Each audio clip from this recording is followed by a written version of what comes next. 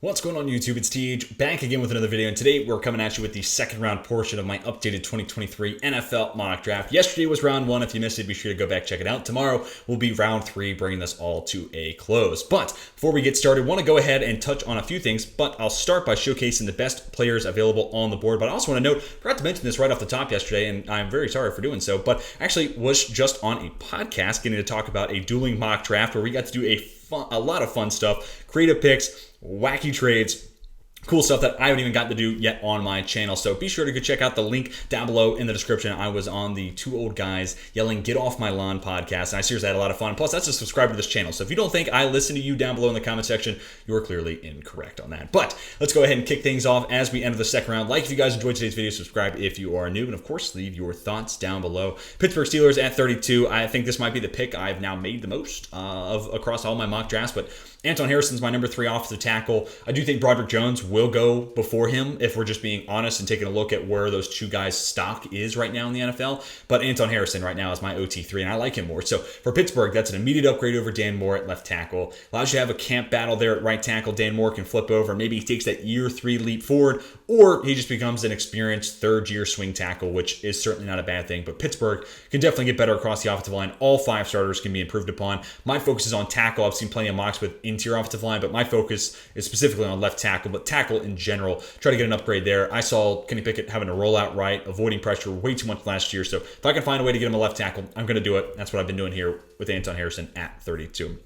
Then the Houston Texans, let's go Keon White, a really fun player, this tight end turned edge rusher, ODU transfer to Georgia Tech, and with each passing season, he's just become more and more equipped as an edge rusher. Also had a really good Senior Bowl, good blend of size and speed, which is always exciting as well. A little bit older, right? Like 24, going to be turning 25 his rookie season. That's going to turn off a lot of teams. But I think for Houston, with enough holes in that roster, you can look the other way when it comes to age, and find that upgrade at edge. Because when Jerry Hughes is leading the way in regards to sacks, pressures, and hurries, that's not a long-term answer. So go ahead and take a swing of the bat. I think Keon White could go late 1. So get him here at the beginning of the second round. I think is actually a solid place to grab him up. Next, the Arizona Cardinals. I'm going to go interior offensive line, John Michael Schmitz. I'd love to see him end up in Seattle too, but since Arizona's out in front of him, I do think they're going to be the NFC West squad that kind of gets the first crack at taking JMS. But immediate upgrade that center, also with guard flexibility. So if we do come back to it, which we might,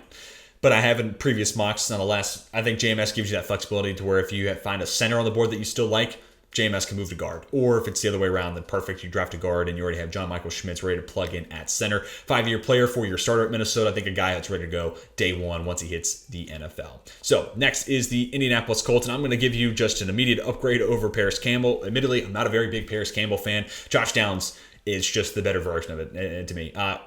Awesome yak weapon, which is some of what Paris Campbell brings to his game. The speed and ability to make stuff happen with the ball in his hands. I think Josh Downs does that, and maybe even at a higher level. I also think he's a really good short route runner, can get open quick. That burst off the line is tough to match. But then also, even working deep down the field, it may not be the sharpest of routes, but I think you could take a page out of the Packers playbook with what they did with Christian Watson. Just have him run deep crossers. Have him run away from defenders. And Josh Downs is so fast that he will, more often than not, be able to get away from defenders. So whether it's the short intermediate routes, getting the ball out quick, make the life of the quarterback that we took in the first round of yesterday's video, Will Levis, make his life a little bit easier, or it's being able to take advantage of Levis's arm, push the ball down the field, and maximize Downs' speed, having him run away from defenders. I think that's a role that he could easily fill into. And again, he just feels like an upgrade over Paris Campbell. Does a lot of the same stuff, but he just does it better in my opinion. Then we get to the Rams at 36. Let's go Luke Weipler here.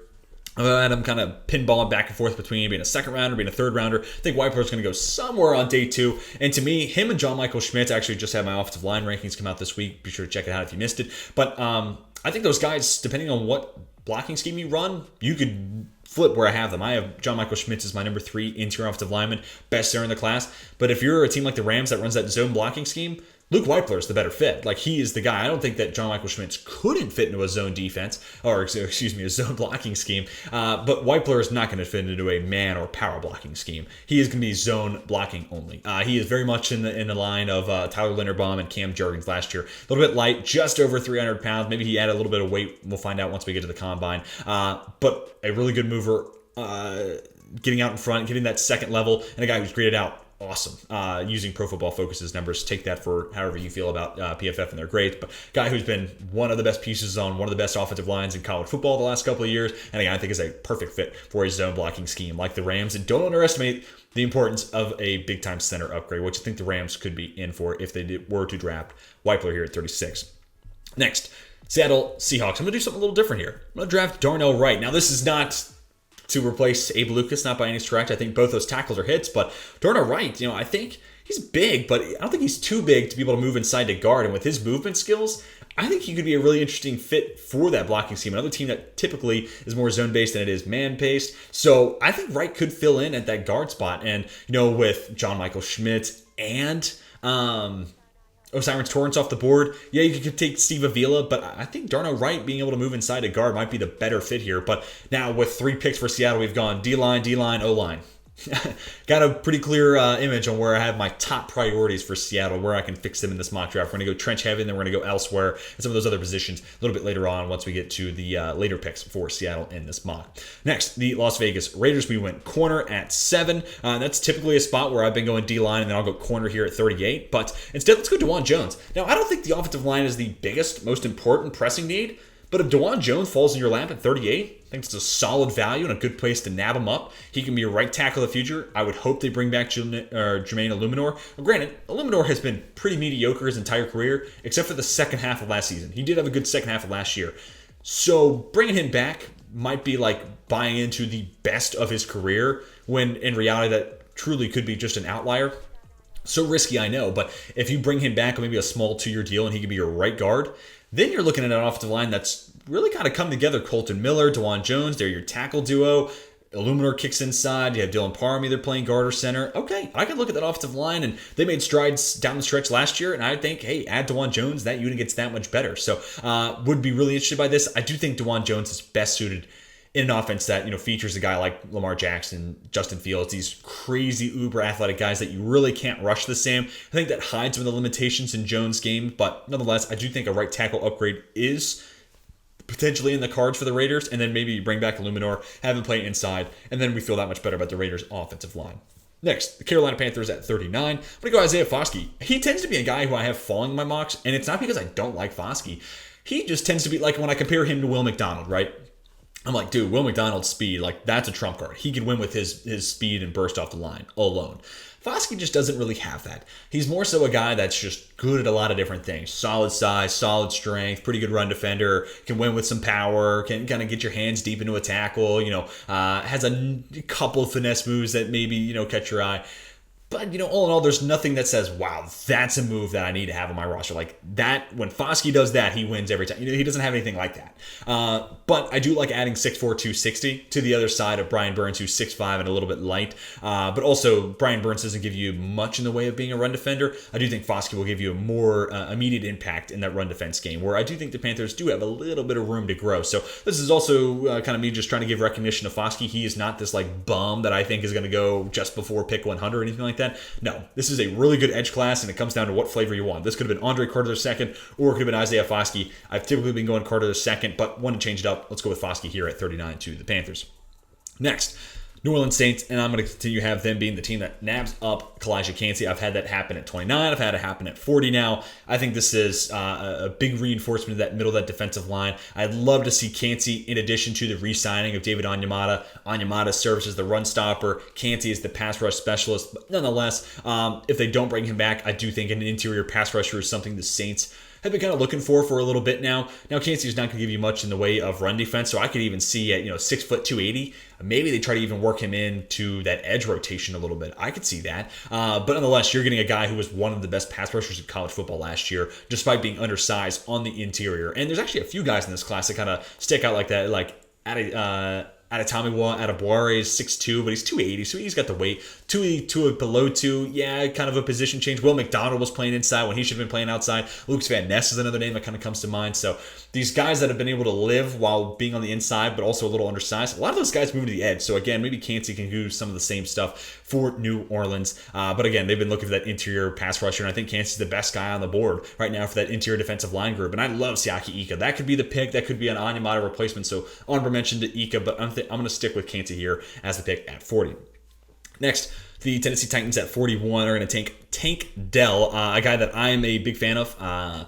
Right in that, wide receiver 4 to 6 range for me. He kind of changes day to day, kind of in that same mold of, Josh Downs and Jackson Smith-Njigba. All three of those guys have very distinct skill sets and different things they bring to the table. But nonetheless, dude, like Tank Dell's an inside-out versatile wide receiver. They just cut Robert Woods, so maybe Tank Dell's that slot guy of the future. Or if you're only running 2 receivers on the outside or on the field, I feel comfortable with him playing on the outside. So that over-the-top speed is really my focus here. I've had this be Jalen Hyatt. I've had it be Kayshon Boutte and even older mocks. But you're going to be a ground and pound team. Like Derrick Henry is your offensive identity. And defense are going to have to respect that. So the same way the Ravens always have safeties creeping up into the box and, defenders have to play that much closer to the line of scrimmage, eventually you're going to have your opportunity, that window to beat them over the top. And for the Ravens, for a long time, it was Hollywood Brown. And now I think if Tennessee were to add Tank Dell or Jalen Hyatt, if he's available here at 41, that's their way of replicating that same thing. So I'd love to see them go offensive line, solidify that, or as much as they can in the first round. We'll come back to it in the third round, but get that speed wide receiver. I think right here at 41, they kind of have a sweet spot on the board to be able to add someone just like that. Thought about wide receiver here for Cleveland, but instead I'm going to go Keanu Benton. I mean, the middle of that Browns defense has been as bad as any in the NFL, specifically stopping the run. They have got to change that. So Keanu Benton gives you that guy who immediately can be a high-level run stopper, look pretty good during the senior circuit this past or during this offseason. So I'm excited about where his potential is taking him. Now, granted, he may not be like the flashiest guy. Like maybe you draft Siaki Ika because there's some pass rush potential there. I don't know if Keanu Benton really has a whole lot of tools in that toolbox to pull from, but to get an immediate upgrade as a run defender, I think if you're the Browns, you're feeling very comfortable with that, and that's something that you've just been desperate looking for. So maybe you pass on the upside of Ika's pass rush ability and take the surefire thing as a high-level run stopper that Benton is. Next, the New York Jets at 43. We're going to have them take Antonio Johnson and have him end his fall down the board. I do think Antonio Johnson could be this, first-round guy. Had him kind of go 24 to the Jazz, had him go, 30 to the Eagles. I think there's a lot of different places he could land somewhere there round 1, but in this situation, he falls down to 43, and the Jets take full advantage. And I think if you add Antonio Johnson, specifically if you're the Jets, he's going to be a nickel corner strong safety hybrid, and then Jordan Whitehead, is going to be that free safety moving forward. But there's not a whole lot of places where I think the Jets defense can get better. Safety is one of them, so I'd love to see them nab up a guy who I think could be first-round talent, in Antonio Johnson. So go ahead, take that swing of the bat, get him here at 43. I think that's supreme value, also addressing a position of need.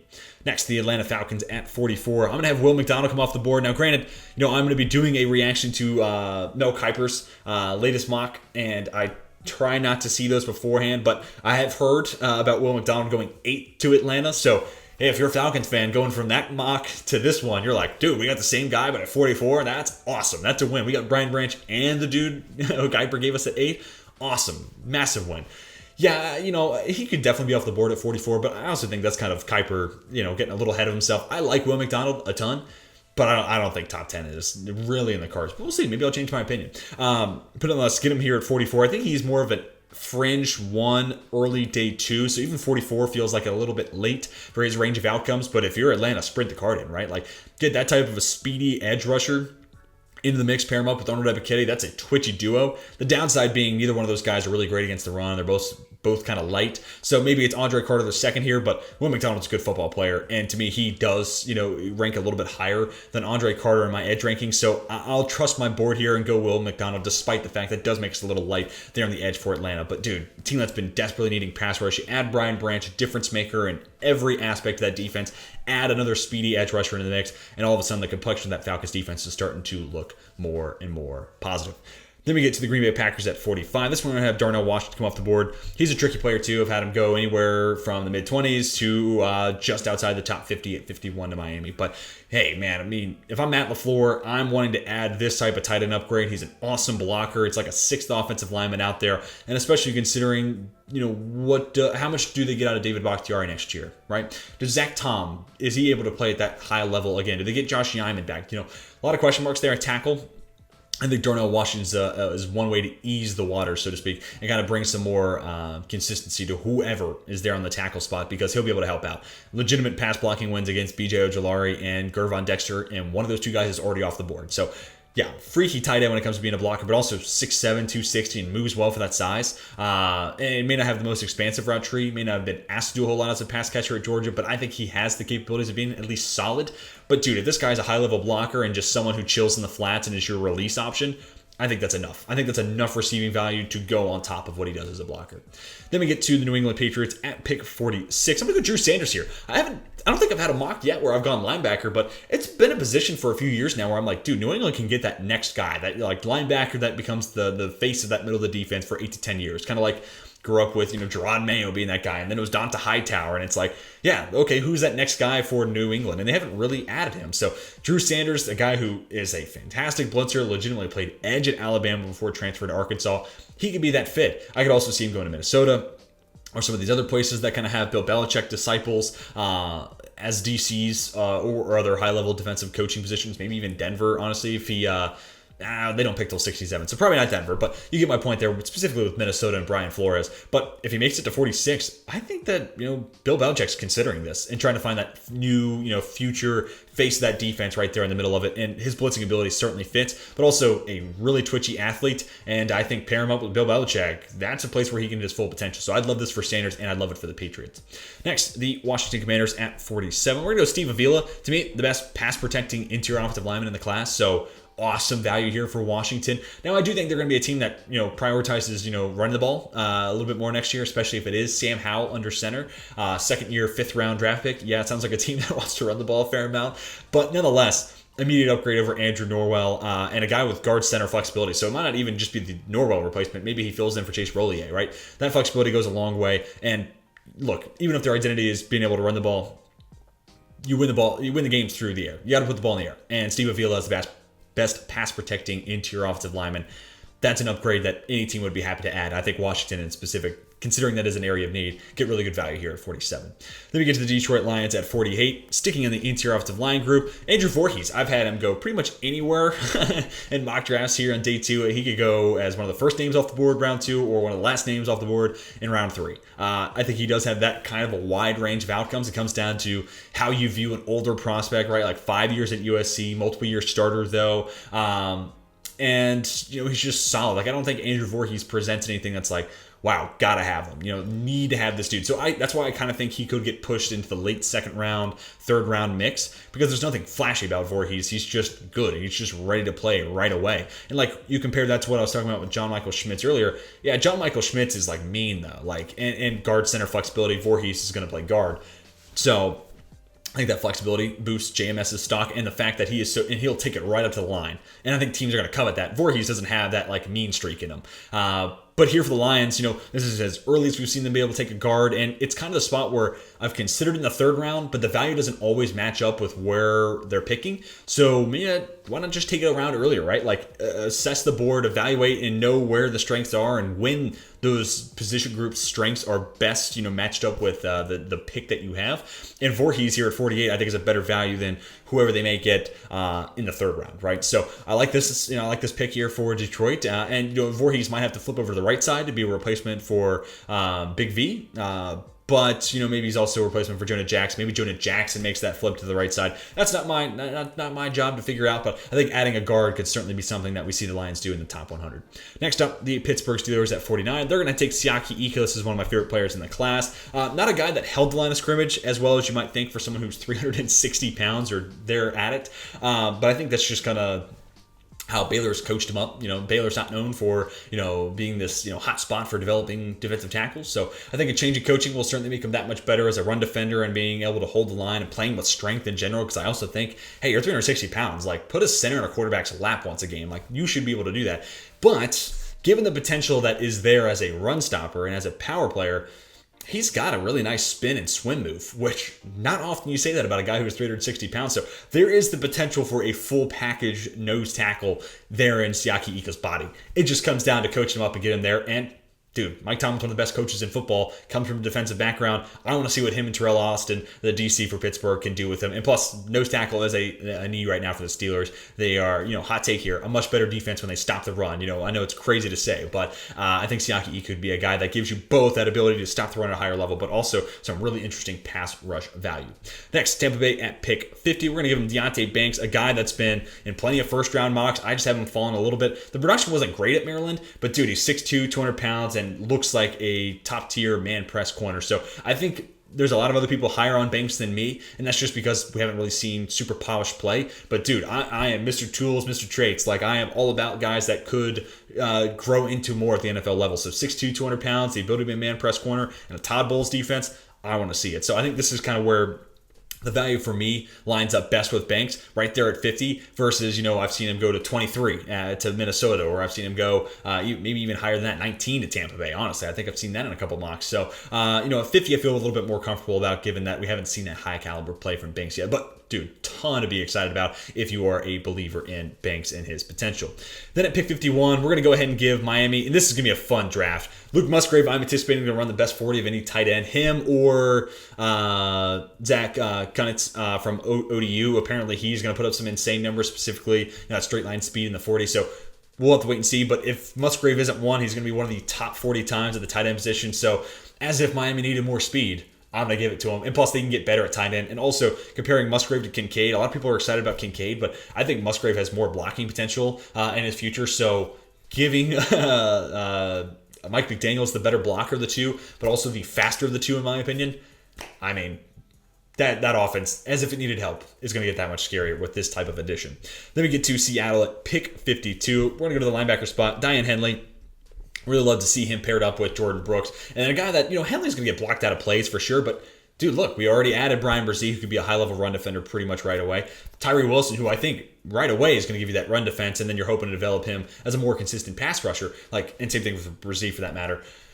We've already given two pretty good defensive line run defenders to keep Henley clean. And now we're going to get that boost in coverage with Henley's skill set. 6'2", 235 pounds. So again, a little light, but dude flies around the field. He's a little older, right? Like 6 years of college football, and transferred from Nevada to Washington State. But that also signals to me that this guy is able to change situations, go into a brand new environment, and be able to acclimate to that new environment. Hopefully that makes sense, but be able to make that transition and still be a really good football player. Sometimes change of scene makes a world difference, and sometimes someone gets worse, right? Like, it doesn't always quantify to being an upgrade or an improved situation for someone. So it's good to see Henley be able to make that move and still be a really good football player. So I like to fit a ton for Seattle, and now our third pick there on the defensive side of the ball. And, still in the front seven, not quite trenches, but still kind of living there in that front seven for the defense, in addition to Darnell Wright, who we took earlier on in this video. Next, Chicago Bears at pick 53. I'm going to give him a fun prospect. And I think a guy that people are going to get more and more excited about once we get through the combine, and that's going to be Joe Tippmann. Yeah, Tippmann brings this really interesting blend of size and speed. He's like 6'6", maybe even 6'7". Really excited to see that official measurement. And like Creed Humphrey was 6'7". I was like, dude, I don't know if that works. Like, how is that going to play out? How are you going to throw over a guy like that? But obviously it's worked out great for Kansas City, right? So, here for Chicago, not only getting an upgrade there at center for sure, but a guy who moves really well. And apparently, like, his three cone is going to be crazy. So really excited to see what those official numbers look like for Tippmann. But talking about an upgrade at center, but also a guy who looks great on the move, that's a perfect fit for that, zone blocking scheme that OC Luke Getsy is running right now. So they got an immediate upgrade there on the interior offensive line for the Bears, where they certainly stand to get better. So an interesting prospect, a guy that not a lot of people are super excited about and talk about a lot, but I think post-combine, once we get those numbers and people start to see the athletic ability of Tippmann, they're going to get more excited about him. Then at 54, we get to the Chargers, and I'm going to go Mozzie Smith. I mean, I made this selection a couple times.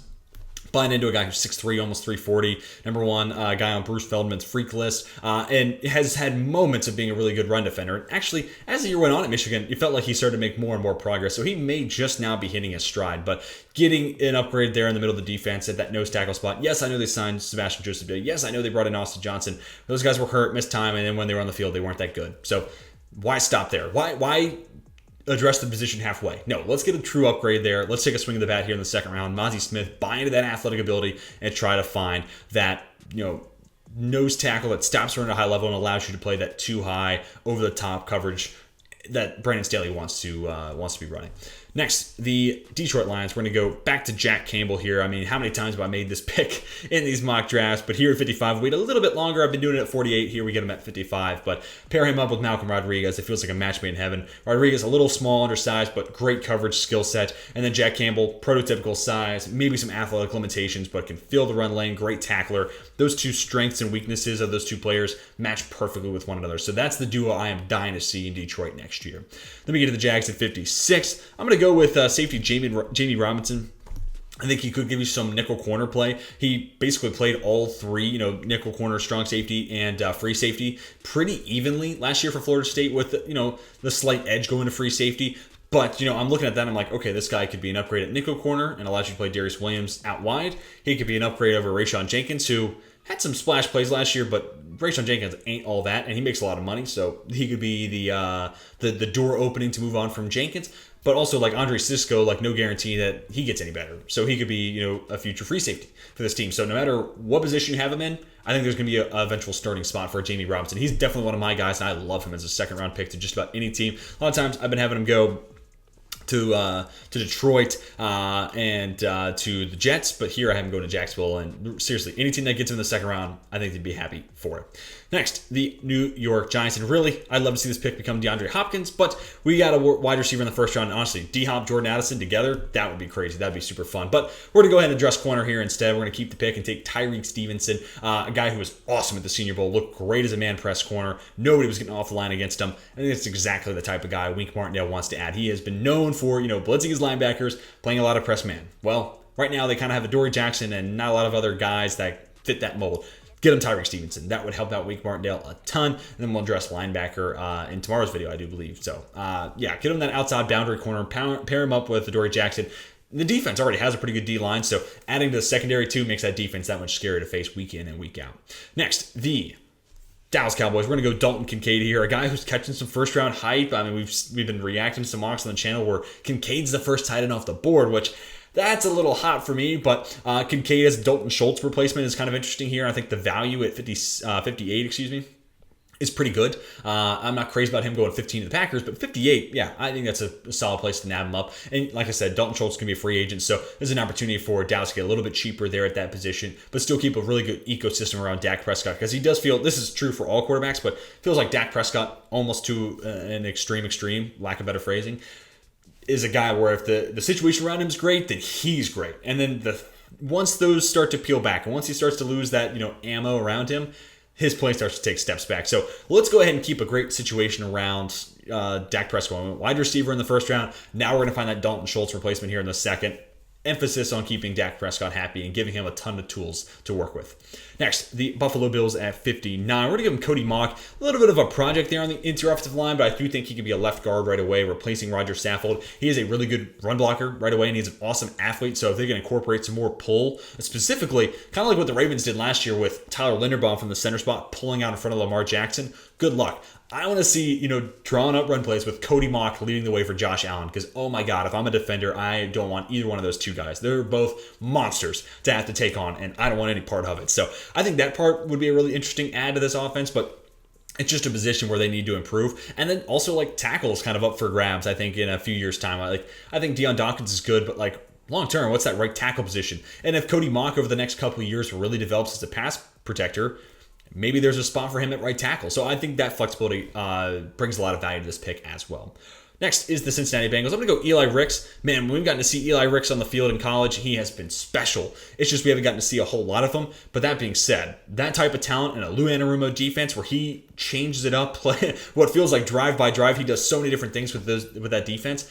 I am here for it. I think that would be such a fun place to see what Eli Ricks is all about. I think he'd be a great man press corner, but also with that explosive backstep and just great instincts and also break on the football, this guy could easily fit into a high, zone defense that's primarily what you're sitting in. And again, Lou Anarumo mixes it up a fair amount, based on who they're playing, which every good DC typically does. So, I'd love to see Eli Ricks into that fold, and also anything that can allow you to move on from Eli Apple and not feel that loss.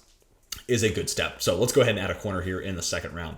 Then comes Carolina at 61. Sticking in the cornerback room, I'm going to go Garrett Williams. Buying into the upside here. A lot of people were anticipating a breakout from him this year at Syracuse, myself included. Didn't get to see it. Gets hurt against Notre Dame, and that obviously kind of puts a damper on it. We talked about him a little bit yesterday with Nolan Smith, kind of using those two players where it's like, we just don't know what that end of season could have looked like, because who knows? Garrett Williams might have gone on a heater down the stretch and put up his 4 best games to end the season, and it's like, all right, Garrett Williams should be in this first round conversation.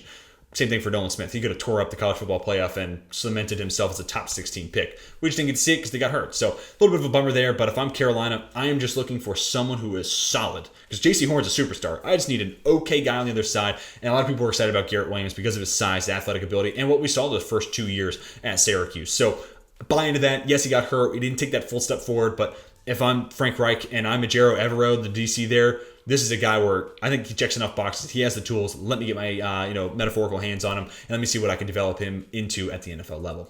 2 more picks to go. Philadelphia Eagles at 62. I'm going to go Jahmyr Gibbs. This is such an easy layup pick. We go edge, corner, and now we have our Miles Sanders and Boston Scott replacement in Jahmyr Gibbs. My running back 2 since preseason. Awesome runner, especially now with Alabama tape you can look at where Georgia Tech, he was trying to win games. Alabama, it's just like, hey, dude, I'm just a cog in the mix, man. I'm just going to read the holes. I'm going to lean on my vision, and I'm just going to trust the guys in front of me. And that he did. And he was awesome. The vision's clearly there. A lot of burst, great elusiveness, awesome pass catcher as well. So he brings a lot of things to the table. And the easiest way to kind of sum up Jahmyr Gibbs is, this is an analogy I've used a handful of times, but if you were to take prime Dalvin Cook and say that's an A grade. That's the letter A grade of Dalvin Cook. Jahmyr Gibbs, I think his potential takes him to that B+ version of prime Dalvin Cook, where James Cook last year was kind of like, I think if he hits his full potential, he's kind of the B version of Dalvin Cook, if Dalvin Cook's full potential was letter A, right? So that's kind of the easiest way to quantify it. But dude, if you're Philadelphia, you can add that guy in the second round after you made it to the Super Bowl last year, get cheaper at the running back position, use that money elsewhere, I'm all in. And then Kansas City to round us out. Same pick I had last week. I'm going to go Michael Wilson, wide receiver from Stanford. Only played in 26 games throughout his 5 years at Stanford, but due to the Senior Bowl, he had tape there to make the argument that he should be in the top 50 or just outside of it. And that's where I have him right now going just outside the top 60, actually at 63 to Kansas City. But I think he could be that long-term quote-unquote possession guy. Obviously, Travis Kelce's going to fill that role until he retires. But to be that possession X wide receiver, Kadarius Toney then ideally can move in the slot. That's something I'm trying to, like when I go through these mocks, I'm looking at wide receivers for Kansas City. I'm factoring in I want Kadarius Toney to be my slot guy moving forward and then do some stuff with him moving around in motion, kind of like what they did with Tyreek Hill. Not that anybody's ever going to be Tyreek Hill, but I think Toney kind of brings a lot of those same skill sets to the table. So would love to see that type of pick, and I think Michael Wilson gives you that outside body to allow Toney to have that role. But again, awesome at the Senior Bowl was Michael Wilson. Great route runner, hands looked good, and was one of the major standouts there, which I don't think that was any... It was a surprise, but not from the fact that, like, dude, he has not done that in college. Like, what is this all about? It's just, oh, yeah, Michael Wilson. I guess we haven't seen him yet. Oh, and this is what he looks like when he plays. Awesome. So, yeah, the injuries might be a concern. Anytime you only play 26 games over 5 years could be a bit of an issue for teams. But, dude, if I'm the Chiefs, just won a Super Bowl, and I can get more pass weapons and a guy that I just don't really have on this offense right now, sprint the card in, because make that offense more dynamic. Make it more well-rounded, because that's when this team continues to be a dynasty. I think this is the type of move where you maintain that dynasty kind of foothold on the NFL. Anyways, talked way too long there, but that is going to do it for the round 2 portion of this video. I'm going ahead and scrolling across the top so you can see each pick one more time, but be sure to leave me your thoughts down below. Who's your favorite team? Did you like the pick? Did you hate it? Were you somewhere there in the middle? And just explain to me why. And I'd love to hear that feedback. Seriously, I respond to just about every comment that I can, or at least react to it, give it a heart, something like that. So I am reading your comments. You are not wasting your time down below leaving your thoughts. So hopefully you guys enjoyed today's video. If you did, be sure to hit that like button. If you do right here, want to see more draft content, more mock drafts, be sure to hit that big red subscribe button. But again, be sure to leave me your thoughts down below in the comments section. But that's going to do it for me. Hope you have a fantastic rest of your day. Be sure to come back tomorrow for the round 3 video. But until then, I'm signing off.